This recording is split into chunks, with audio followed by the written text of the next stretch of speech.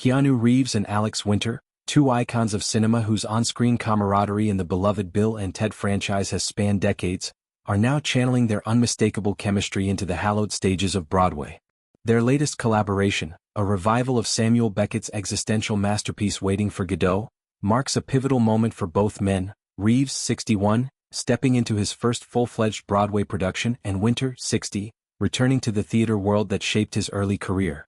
The play, set to run at the historic Hudson Theater from October 31 through January 4, unfolds as a poignant exploration of two vagabonds, Vladimir and Estragon, trapped in a barren landscape, endlessly awaiting a mysterious figure named Godot who never arrives.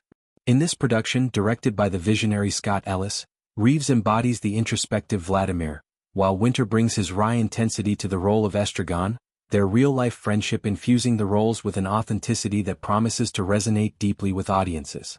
The announcement of their casting sent ripples through the theater community, a world often guarded and steeped in tradition, yet one that has extended an unexpectedly warm embrace to these film luminaries.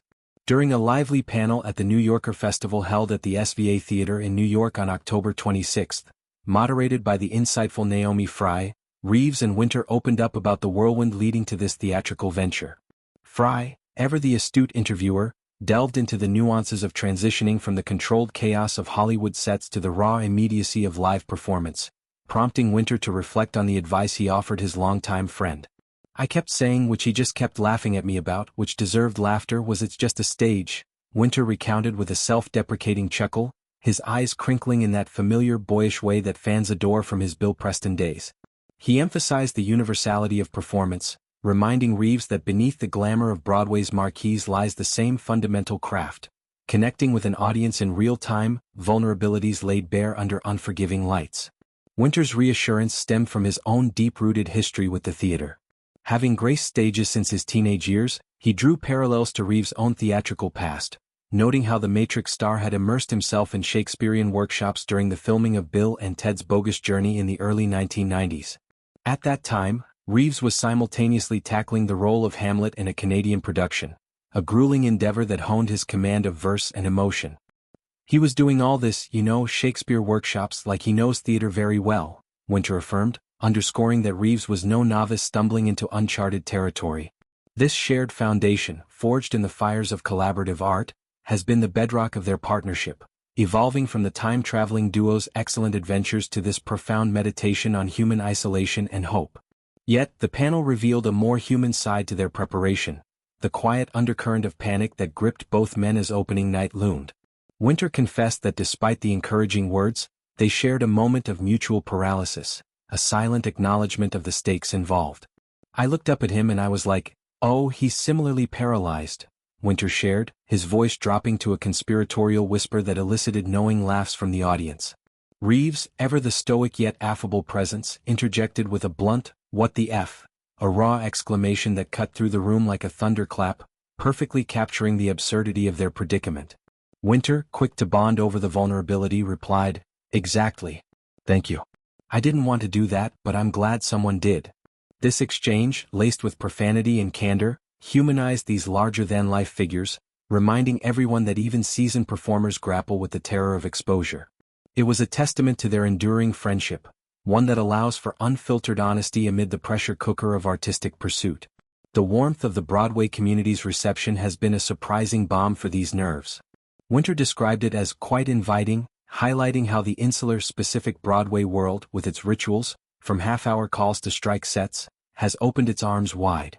Their appearance at the Tony Awards in June, where they presented an award with characteristic humor and humility, served as an auspicious preview.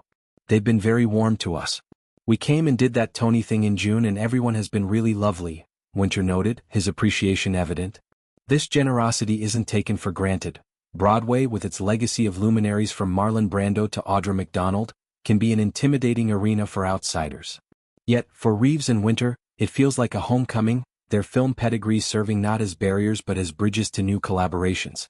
At the heart of Waiting for Godot lies Beckett's genius for distilling the human condition into sparse, poetic dialogue and pregnant silences. The play, first premiered in 1953 amid post-war disillusionment, grapples with themes of existential dread, the passage of time, and the futility of waiting for salvation that may never come. Vladimir and Estragon's circular conversations, replete with vaudeville-inspired banter, philosophical musings, and bursts of physical comedy, mirror the tragicomic essence of life itself. In this revival, the production leans into the text's absurdity while amplifying its emotional core, with minimalist staging that features a lone, withered tree against a vast, desolate backdrop, evoking the Hudson Theater's intimate 500-seat auditorium. Ellis, known for his Tony-winning work on The Cher Show, has assembled a stellar ensemble, including the poignant cameos from understudies and the rhythmic interplay of Lucky and Pozo, roles filled by the versatile John Ortiz and the commanding Christopher Abbott.